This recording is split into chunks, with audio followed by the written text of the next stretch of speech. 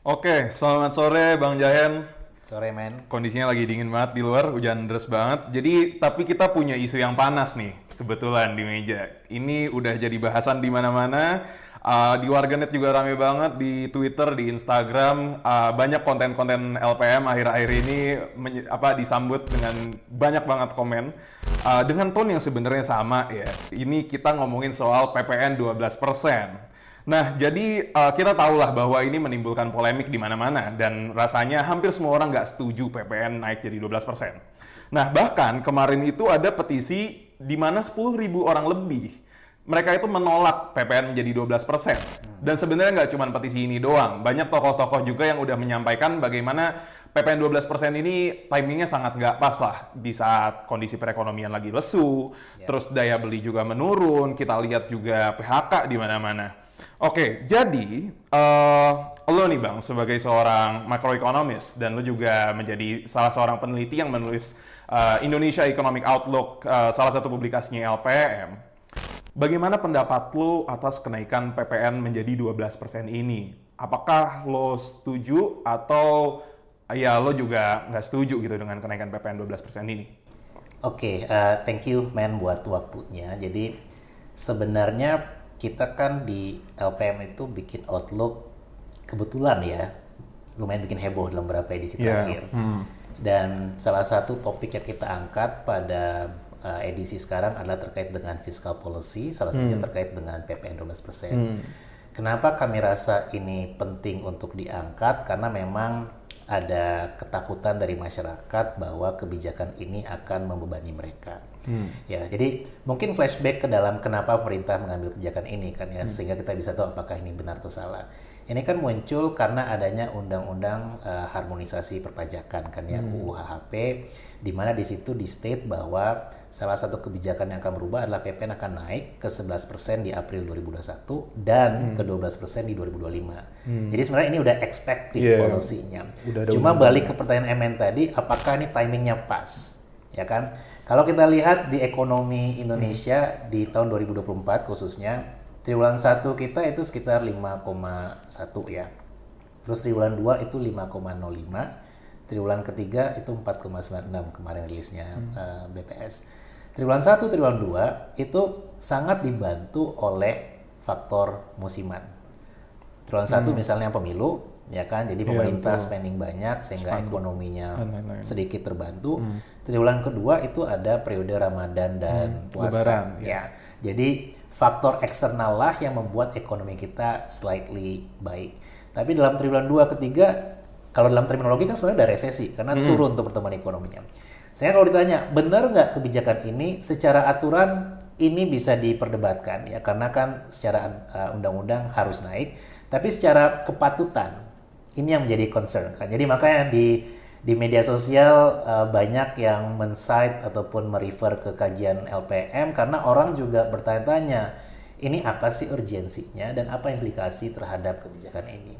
Nah, balik ke pertanyaan MN tadi, setuju nggak kebijakan ini diambil tahun 2025? Kami mungkin dalam outlook bilang bahwa kita nggak bilang setuju atau enggak, tapi kita bilang bahwa ini akan memberikan beban yang cukup signifikan khususnya bagi kelompok miskin ataupun kelompok menengah. Karena in terms of proporsi mungkin kelompok miskin menengah tidak sebesar kelompok kaya karena kan nature dari konsumsi mereka lebih sedikit. Tapi secara dampak proporsional perubahannya nanti kelompok yang akan mendapatkan beban paling signifikan adalah kelompok menengah dan miskin. Jadi ini mungkin perlu dievaluasi ya. Saya nggak tahu gimana mekanismenya, apakah nanti pemerintah bisa mempropos ke DPR untuk mengubah, tapi in terms of timing nggak tepat. Minggu yang lalu nih men, kita juga sempat diskusi dengan teman-teman pelaku usaha juga bilang, kalau bisa pemerintah janganlah melakukan kebijakan ini. Karena tadi, walaupun misalnya bahan makanan, ada beberapa sektor ataupun komoditi yang nggak kena PPN, cuma banyak orang merasa bahwa ini akan memberikan beban bagi pelaku usaha, bagi masyarakat dan sebagainya. Ya, jadi pemerintah sebaiknya bisa melihat apakah patut untuk mengambil kebijakan ini saat sekarang. Gitu. Oke, menarik ya Bang. Jadi sebenarnya PPN 12% ini udah mungkin hampir keniscayaan ya akan membebankan kelas menengah dan rumah tangga yang miskin ya. Yeah. Cuman ini sih Bang, salah satu yang perlu jadi pertanyaan juga adalah selain adanya undang-undang tersebut, apa sih sebenarnya justifikasi dari pemerintah untuk naikin PPN di 12%? Ya, pertama dari sisi perpajakan kita masih sangat rendah ya. Tax to GDP ratio kita 10,8%. Dibandingkan dengan negara-negara lain kita masih relatively low. Jadi memang upaya untuk meningkatkan perpajakan sangat penting karena memang ada hubungan yang cukup tinggi itu. Semakin tinggi revenue yang didapatkan pemerintah dari pajak, pemerintah bisa menggunakannya untuk kebutuhan yang penting gitu. Itu satu. Jadi in terms of kemampuan pemerintah untuk collecting tax itu masih sangat rendah. Ada banyak faktor. Faktornya misalnya pertama adalah masalah compliance. Jadi banyak misalnya para wajib pajak yang nggak membayar pajak. Terus yang kedua di Outlook kita juga menjelaskan bahwa informality itu punya hubungan yang signifikan terhadap tax ya. Jadi kalau semakin tinggi sektor informal itu akan menurunkan kemampuan pemerintah untuk collecting pajak. Terus yang ketiga juga isunya memang masih banyak ketakutan masyarakat untuk bisa, mereka masih belum merasa penting untuk membayarkan pajak kan ya. Yeah. Nah di sisi yang lain pemerintah tentunya ada objektif ya. Kenapa harus ditingkatkan ya, pemerintah punya spending yang akan semakin besar. Ya, pemerintahan baru Pak Prabowo Gibran punya kebijakan misalnya makan bergizi gratis ya. Nah, namanya udah bukan makan siang lagi. Makan bergizi gratis. Terus juga meningkatkan jumlah KL di mana kalau kita hitung absolute value jumlah KL yang bertambah itu 40% penambahannya Kementerian Lembaga dan Badan. Dan kita juga di Outlook menghitung implikasi dari penambahan tersebut. Sehingga kan kalau di ekonomi kan there's no such a free lunch kan. Kalau kita meningkatkan sesuatu, kira-kira gimana cara pembiayaannya? Salah satunya melalui peningkatan pajak PPN. Nah pertanyaannya kenapa PPN instead of PPH ataupun sebagainya? PPN itu lebih mudah untuk collecting karena kan tinggal membebankan ke barang-barang yang akan dikonsumsi masyarakat. Ya kan? Tapi kalau penghasilan nanti akan tricky karena kenapa? Satu, banyak mungkin pekerja kita yang masih bekerja di sektor informal tadi 50% ekonomi kita masih bergerak di sektor informal. Yang kedua mungkin kebijakan selain PPN akan mendiscourage seorang untuk bekerja karena dia tahu nih kalau misalnya penghasilan saya itu dipajakin lebih tinggi, dia akan semakin malas untuk meningkatkan itu. Karena kenapa pendapatannya harus naik? Betul, karena nanti orang akan merasa bahwa duitnya akan semakin banyak dipakai buat pemerintah. Gitu. So that's the debate on that. Di satu sisi pemerintah belum berhasil meningkatkan penerimaan pajak, ya. Di sisi yang lain juga pemerintah perlu untuk spending more, ya nggak hanya buat pemerintah buat jumlah KL, tapi juga buat kesehatan, pendidikan dan sebagainya.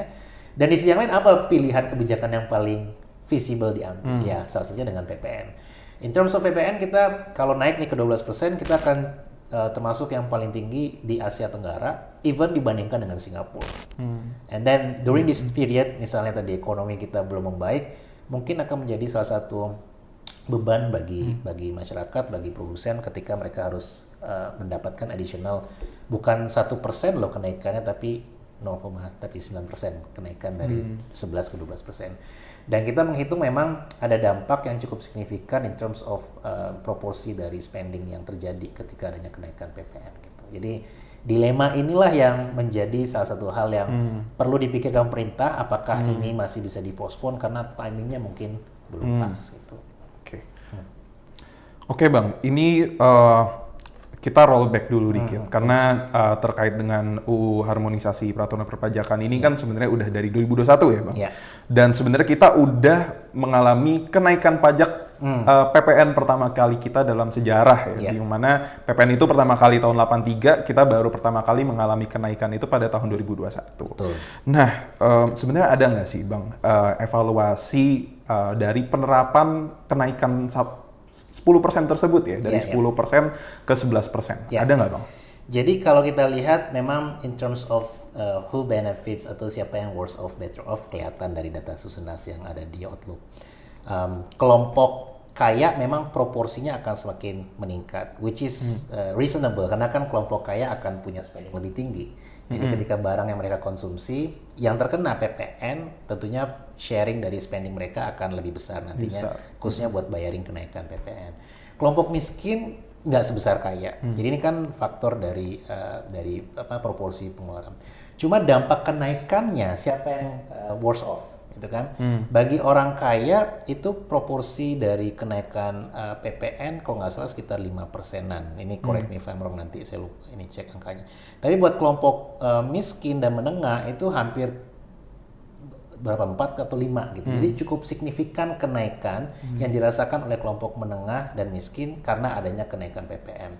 Itu dari segi proporsi spending. Dari segi inflasi mungkin nanti misal MN kalau beli barang kan awalnya harganya itu kena pajak 10 ke 11, tadi 10% kenaikannya. Sekarang tambah lagi 10% kenaikannya. Berarti kan orang akan mikir lagi nih kalau jumlah pembeliannya di atas 1 juta kan kerasa, men. Iya. Ya kan 100.000 kan kalau dari 1 juta 10% 100.000. Kalau 12% 120.000 kan. 20.000 kan perbedaannya dari 10 ke 11 ke 12 gitu. Nah, itu mungkin akan mempengaruhi preferensi orang dan jangan sampai nanti akan membuat orang merasa enggan untuk melakukan konsumsi. Dan juga ke harga ya, walaupun masih manageable kenaikan inflasinya, tapi efek rambatannya mungkin nanti orang akan semakin enggan untuk konsumsi, semakin banyak saving, dan dampak bagi banyak masyarakat tentunya nggak akan produktif. Oke, tadi Bang Jain sempat nyebutin objektifnya ya. Jadi kita ngomongin soal kesehatan keuangan negara sebenarnya. Jadi bagaimana kita bisa meningkatkan pendapatan pemerintah untuk nantinya dikeluarkan lagi sebagai belanja pemerintah dalam bentuk idealnya seperti itu. Iya, idealnya seperti itu.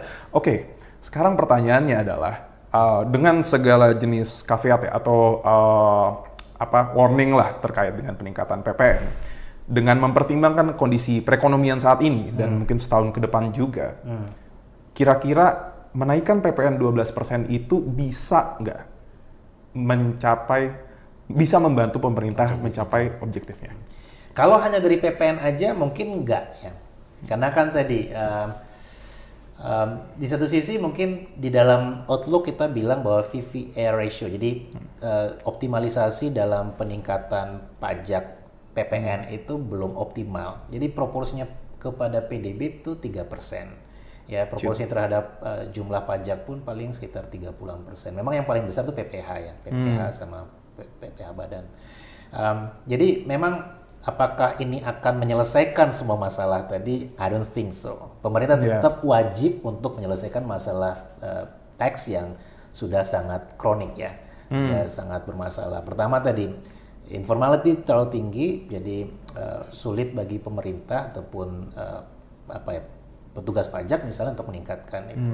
Sedangkan kan kita tahu sekarang kalau misalnya pemerintah issuing bond, ya kan pemerintah bisa lewat tax ataupun bond kan, government bond. Dan kalau teori memang government bond akan lebih menguntungkan, tapi sekarang kan cost of fund udah semakin tinggi, men. Betul. Jadi yang paling mudah itu memang adalah dengan meningkatkan PPN. Dan juga secara aturan itu ada aturannya. Walaupun mungkin secara kepatutan dan ketepatan seharusnya ya, ini nggak hanya LPM, tapi semua orang mungkin bilang hal yang sama, bahwa sebaiknya pemerintah menunda kebijakan ini karena secara timing nggak pas dan juga tidak pro terhadap masyarakat luas. Gitu. Oke, jadi buat pemerintah ini benar-benar dilematis ya buat mereka, karena emang mereka harus naikin penerimaan, tapi di sisi lain juga mereka nggak tahu lagi gimana caranya kayak gitu. Tapi Bang, kalau menurut hemat lo nih, ada nggak sih sebenarnya alternatif kebijakan yang bisa gitu dikejar pemerintah, atau beberapa sektor lah yang sebenarnya bisa menjadi fokus dari pemerintah ke depannya? Ya. Jadi kalau soal perpajakan kan sebenarnya ada banyak opsi yang kita belum ambil. Salah satunya mungkin wealth tax ya. Jadi pajak bagi orang kaya itu belum banyak tuh. PPN walaupun ada barang yang dikecualikan, untuk saat ini message yang diberikan buat masyarakat itu nggak tepat ya. Terus yang kedua juga nggak hanya terkait dengan penerimaan, tapi spendingnya udah bener belum. Sekarang kan mungkin banyak nih spending yang bisa dibikin lebih efisien. Orang pasti komplain soal perjalanan dinas. Iya, betul. Perjalanan dinas bisa nggak diturunkan? Harusnya bisa kan? Karena sekarang orang udah bisa Zoom dan sebagainya, nggak perlu jalan. Mungkin beberapa event yang butuh meeting besar itu sangat bisa. Tapi kan bisa di kantor menteri, betul, bisa di kementerian dan sebagainya. Jadi dari segi penerimaan memang dibutuhkan ide kreatif dari pemerintah ya, Mungkin juga sektor lain yang belum dipajakin juga bisa dipajakin, yang tentunya terkait dengan apakah memberikan eksternalitas negatif buat masyarakat. Itu jadi salah satu alternatif. Tapi yang berikutnya juga sisi pemerintah, mereka perlu menurunkan spending yang nggak terlalu penting gitu loh, yang bisa jadi nggak akan memberikan banyak Nggak manfaat efisien lah. betul buat masyarakat. Jadi ini kan tinggal preferensi kan ya, kita kan di ekonomi belajar preferensi, mana sih dari sekian objective function yang ada, dari sekian constraint mana yang mereka pengen lakukan lebih awal gitu. Nah untuk saat sekarang sebaiknya di tengah juga resistensi dari masyarakat, PPN bisa ditangguhkan terlebih dahulu, walaupun saya nggak tahu konsekuensi hukumnya seperti apa, tapi pemerintah bisa melakukan hal lain yang bisa dilakukan untuk nantinya meningkatkan pendapatan pemerintah. Gitu.